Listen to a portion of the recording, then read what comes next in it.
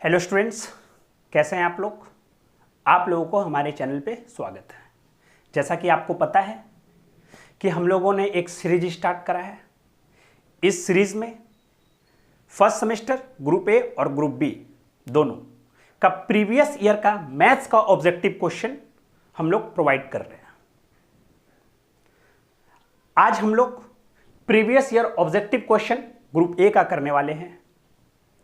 हम लोगों ने ग्रुप ए का प्रीवियस ईयर ऑब्जेक्टिव क्वेश्चन में परमुटेशन, कॉम्बिनेशन और बाइनोमियल थ्योरम का सारा क्वेश्चन करा, जो 2018 ऑड और इवन में आए थे, जो 2019 ऑड और इवन में आए थे, जो 2016 ऑड में आए थे, 2017 ऑड और इवन में आए थे।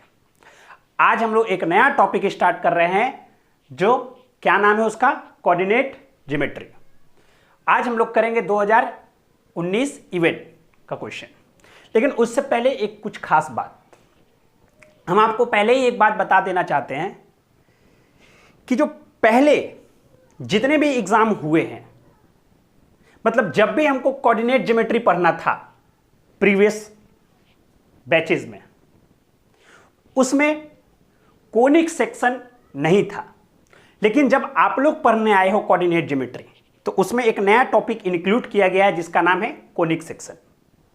इसीलिए हम लोग सॉल्व तो करेंगे प्रीवियस ईयर का क्वेश्चन, लेकिन उसमें कोनिक सेक्शन का क्वेश्चन नहीं होगा। क्यों नहीं होगा? क्योंकि प्रीवियस में हमको पढ़ना ही नहीं था। तो जब प्रीवियस में हमको पढ़ना ही नहीं था तो क्वेश्चन कैसे आ सकता है? ठीक है, तो अब सर तो कोनिक सेक्शन का ऑब्जेक्टिव क्वेश्चन नहीं करेंगे क्या? बिल्कुल करेंगे, लेकिन ये क्वेश्चन मेरे द्वारा होगा। मतलब कि अगर हम एग्जामिनर के रूप में होते तो क्या क्वेश्चन सेट करते, मतलब कि क्या क्वेश्चन बच्चों को देते, है ना। वो हमेशा हर टॉपिक में, जैसे 2000 इवेंट कर रहे हैं तो लास्ट में हम वो 2 क्वेश्चन जरूर देंगे कोनिक सेक्शन के ऊपर, है ना, ताकि आप लोग को ऐसा महसूस हो कि हाँ ऐसा क्वेश्चन आ सकता है और आप लोग उस हिसाब से प्रैक्टिस करें। हाँ, अभी भी हम पहले एक बात बता देते हैं कि प्रीवियस में जब भी हम लोग पढ़े हैं कोऑर्डिनेट ज्योमेट्री, तो उसमें कोनिक सेक्शन नहीं था। अगर चूंकि कोनिक सेक्शन नहीं था तो उससे रिलेटेड क्वेश्चन भी नहीं आए होंगे, है ना। तो हम लोग प्रीवियस ईयर का क्वेश्चन करेंगे, लेकिन उससे रिलेटेड कोनिक सेक्शन का क्वेश्चन नहीं होगा। लेकिन हाँ, हम हर वीडियो के लास्ट में 2 क्वेश्चन जरूर देंगे। फिलहाल हम लोग अपना पहला क्वेश्चन करते हैं। बोला है कि the distance between the point 6,7 and 1,-5। अच्छा सर तो डिस्टेंस फॉर्मूला तो हम लोग को पढ़ना नहीं है कोऑर्डिनेट ज्योमेट्री में, क्योंकि हमको जो पढ़ना है वो स्ट्रेट लाइन से पढ़ना है। बिल्कुल सही बात, लेकिन मेरा ऐसा मानना है, जैसा हम सोचते हैं कि बिना डिस्टेंस फॉर्मूला जाने कोऑर्डिनेट ज्योमेट्री अधूरा है। कोऑर्डिनेट ज्योमेट्री का शुरुआत ही हम लोग डिस्टेंस फॉर्मूला से ही करते हैं। इसीलिए बिल्कुल सही बात है कि डिस्टेंस फॉर्मूला हम लोग को नहीं पढ़ना है, बिल्कुल सही बात। लेकिन ऐसा तो नहीं है कि हम जानते नहीं हैं। तो अगर हम जानते हैं तो हम बना देंगे, है ना। तो पहला क्या बोला? डिस्टेंस फॉर्मूला बोला है। तो मान लेते हैं ये पॉइंट है ए और ये पॉइंट है बी, है ना। ये पॉइंट क्या नाम है, देखते हैं अच्छे से। इस पॉइंट का हम नाम दे देते हैं ए पॉइंट है, और ये पॉइंट का नाम दे देते हैं बी पॉइंट है। तो हमको ए बी डिस्टेंस चाहिए। अब ए बी डिस्टेंस चाहिए तो उसका फॉर्मूला हमको पता है, क्या होता है, x2 माइनस x1 का whole square plus y2 minus y1 का होल स्क्वायर। तो बोलो x2, इसको 2 वाला पॉइंट मान लेते हैं, इसको 1 वाला पॉइंट मानते हैं। तो x2 1 माइनस x1 का whole square plus y2 minus 5 minus 7 का स्क्वायर। अगर हम लोग देख पाते हैं तो यह आएगा -5, -5 का स्क्वायर प्लस 25, मतलब कि 25। यह आएगा -12 और -12 का स्क्वायर 144, 144। अगर हम पूरा कैलकुलेट करते हैं तो 169 होगा, और 169 को हम लोग 13 लिख सकते हैं। इसका मतलब जो पॉइंट दिया हुआ था उनके बीच की दूरी कितनी है? तो उनके बीच की दूरी 13 है। सवाल खत्म। अच्छा, दूसरा जो कि बहुत ही इंपॉर्टेंट सवाल है मेरे नजर में, क्या बोला है सो सुनना। दूसरा सवाल है, बोलता है कि the equation of line parallel to Y axis. अच्छा सो सुनना, ये क्या है, तो ये है X axis, sorry Y axis, और ये है एक्स एक्सिस। तुमसे क्या पूछा कि equation of line parallel to Y axis, मतलब एक लाइन है जो y के पैरेलल है, तो y के पैरेलल लाइन ऐसा ही होगा। अच्छा अब तुम एक बात बताओ कि अगर तुमको स्ट्रेट लाइन का इक्वेशन चाहिए, अगर तुमको स्ट्रेट लाइन का इक्वेशन चाहिए तो फॉर्मूला हमको पता है, y minus y1 m x minus x1। ये फॉर्मूला क्यों?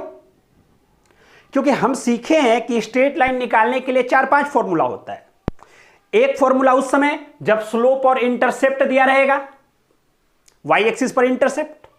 दूसरा जब स्लोप और एक पॉइंट दिया रहेगा। तो यहां पर देखते हैं कि बोला है कि find the equation of line parallel to Y axis, Y axis के पैरेलल है, एंड पासिंग थ्रू पॉइंट 5,3, और 5,3 यहां पर कोई पॉइंट होगा उससे पास कर रहा है। अच्छा तो हम यही फॉर्मूला क्यों बताए? क्योंकि ये फॉर्मूला इसलिए बताए क्योंकि मेरे को पॉइंट तो मिल गया। अब हम पॉइंट की जगह पे ऐसा लिख सकते हैं, देखना तो y माइनस 3 है ना, और m के बारे में हमको नहीं मालूम है अभी तक, तो m है स्लोप तो नहीं मालूम है अभी तक, और x माइनस 5। कोई दिक्कत? अब सुनते हैं। अब चूंकि हमको ये बात पता है कि स्लोप क्या होता था, तो बोलता था कि ये जो एंगल ऑफ इंक्लाइनेशन जो है लाइन का वो कितना डिग्री है, 90 डिग्री। तो जो एंगल ऑफ इंक्लाइनेशन होगा लाइन का, एंगल ऑफ इंक्लाइनेशन कैसे मेजर करते हैं आपको पता है ना, तो एंगल ऑफ इंक्लाइनेशन कितना है, 90 डिग्री है कि नहीं है? तो जो 90 डिग्री है तो उसका tan थीटा वाला वैल्यू निकालो, मतलब tan 90 बताओ कितना होगा, इनफाइनाइट। तो मतलब इसका स्लोप m के जगह पे क्या लिखेंगे, इनफाइनाइट। इसको ना थोड़ा सा ऊपर देख लेते हैं ना। अब सुनना, y माइनस 3 बटा इनफाइनाइट, इसको बटा में कर देते हैं, और is equal to x minus 5। अब हमको पता है कि किसी भी चीज को अगर इनफाइनाइट से भागा करते हैं, किसी भी चीज को अगर हम लोग इनफाइनाइट से भागा करते हैं तो 0 आ जाता है, और इधर आ जाएगा x माइनस 5। ऑप्शन देख लेते हैं, x minus 5 is equal to 0। Option A सही हो गया। बोलो क्लियर है एकदम अच्छे से? यहां पर मेरे हिसाब से कोई दिक्कत नहीं हुआ होगा। याद है ना, अगर कोई भी लाइन, हम करवाए भी थे ये बात कि अगर कोई भी लाइन y एक्सिस के पैरेलल है तो उसका स्लोप इनफाइनाइट। अच्छा, और अगर कोई भी लाइन x एक्सिस के पैरेलल है तो उसका स्लोप 0, क्योंकि थीटा 0। बोलो क्लियर एकदम अच्छे से? कोई दिक्कत वाली बात नहीं है। तो ये 2 क्वेश्चन हम लोगों ने करा है ना, और आगे बढ़ते हैं। चले क्वेश्चन नंबर 3, मतलब 2019 इवेंट में कोऑर्डिनेट ज्योमेट्री से 3 ही क्वेश्चन आए थे। बोलो क्लियर है? अच्छा ये क्वेश्चन क्या है सो बोलते हैं, तो बोलता है कि द सेंटर ऑफ सर्कल, मतलब कि ये सर्कल का इक्वेशन है, इसका सेंटर बताओ। तो सबसे पहले एकदम बात को सुनना, X square Y square 6x 8y plus 3 is equal to 0। बोलो क्लियर एकदम अच्छे से? इसमें मेरे हिसाब से कोई दिक्कत नहीं होना चाहिए। बोलो क्लियर है? अच्छा, अगर तुमको सर्कल का सेंटर चाहिए तो कुछ मत करो, सो सुनना। सबसे पहले ये हमेशा देखना है कि क्या एक्स स्क्वायर और वाई स्क्वायर का कोफिशिएंट 1 है? हाँ है। अच्छा तो बिल्कुल सही बात है। अब आगे बढ़ेंगे तो अब देखेंगे कि x का कोफिशिएंट क्या है। तो हम देखें कि x का कोफिशिएंट क्या है, सिंपल बात एकदम सिखा रहे हैं। तो x का कोफिशिएंट हम देखें 6 है। अच्छा माइनस नहीं कंसीडर करना है, सिर्फ 6 कंसीडर करना है। अच्छा सुनना एकदम अच्छे से कॉन्सेप्ट।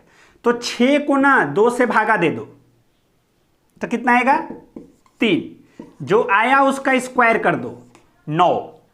बोलो क्लियर है? अब सुनते हैं, X square Y square 6x minus 8y plus 3 कितना किया आया था 9, तो 9 जोड़ो और 9 घटाओ, अपने मन से करा।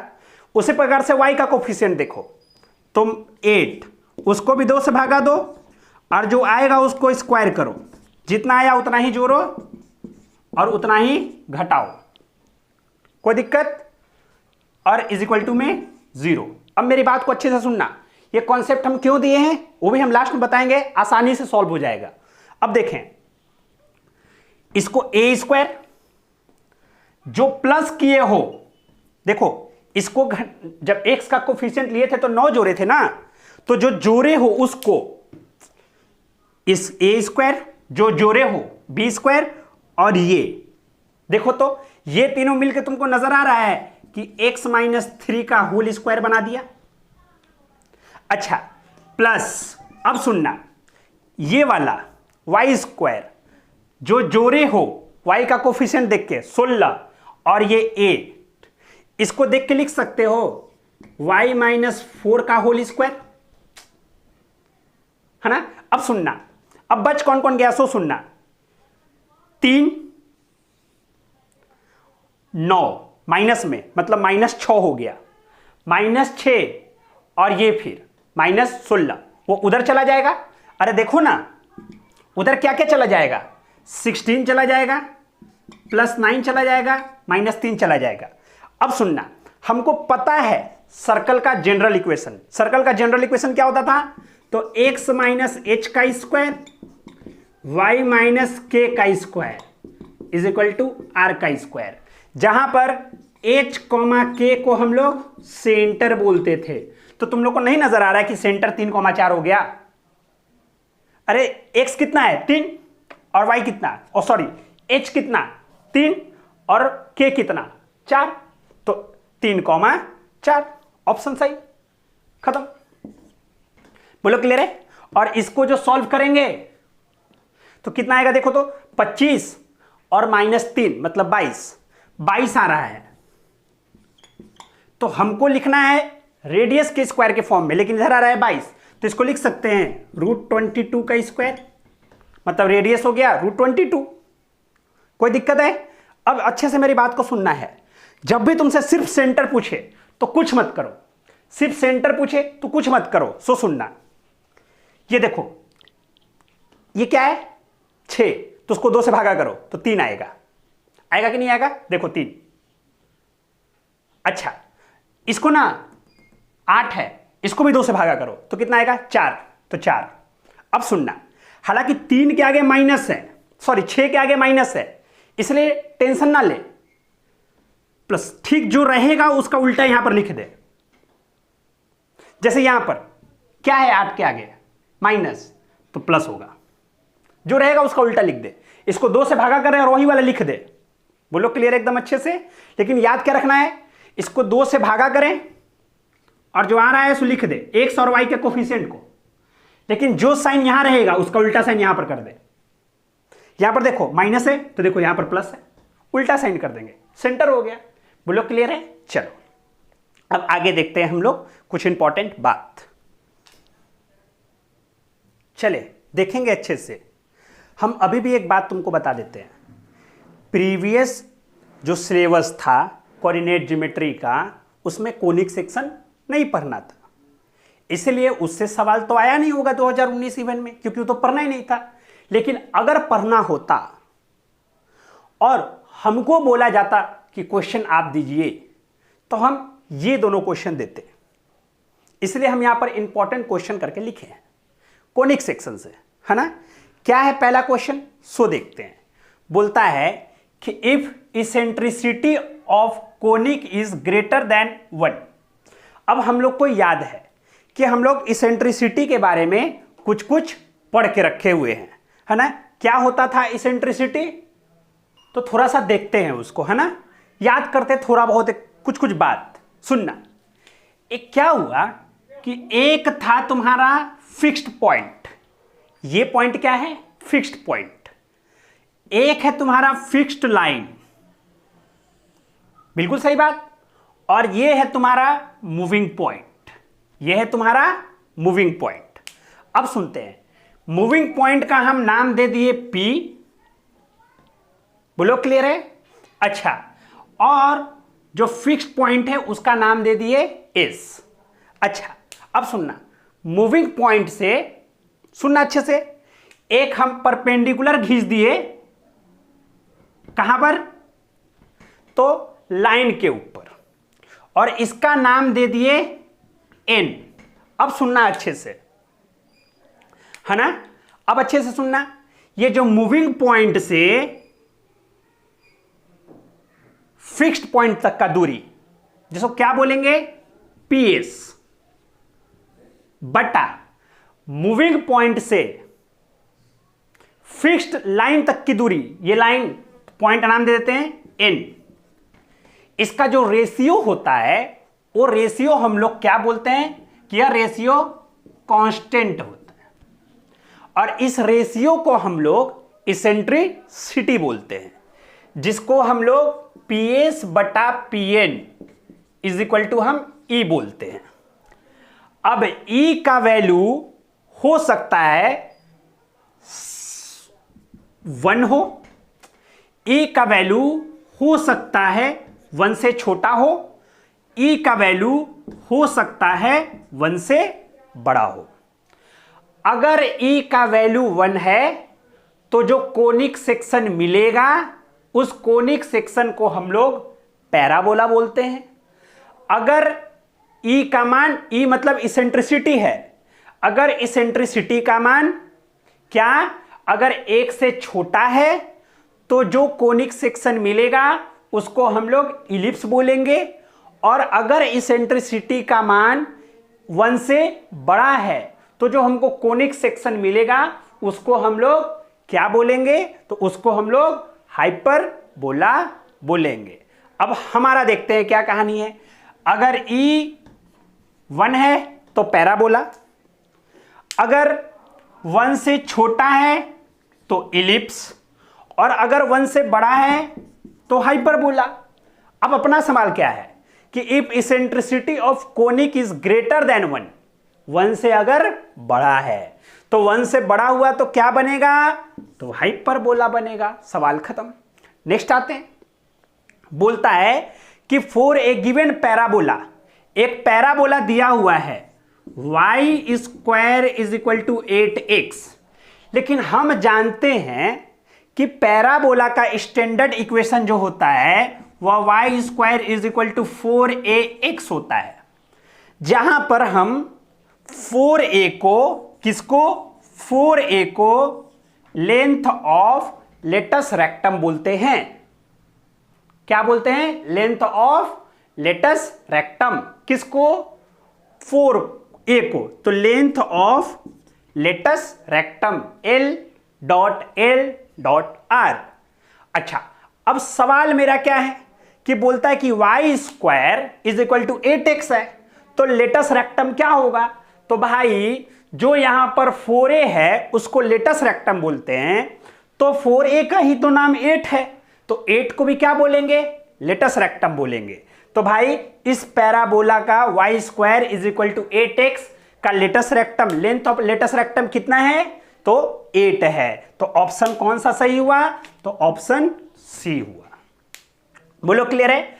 अगर हम होते और अगर सिलेबस में होता कोनिक सेक्शन तो हम ये 2 क्वेश्चन देते, है ना, इसलिए इस टाइप का क्वेश्चन आप भी ध्यान में रखेंगे।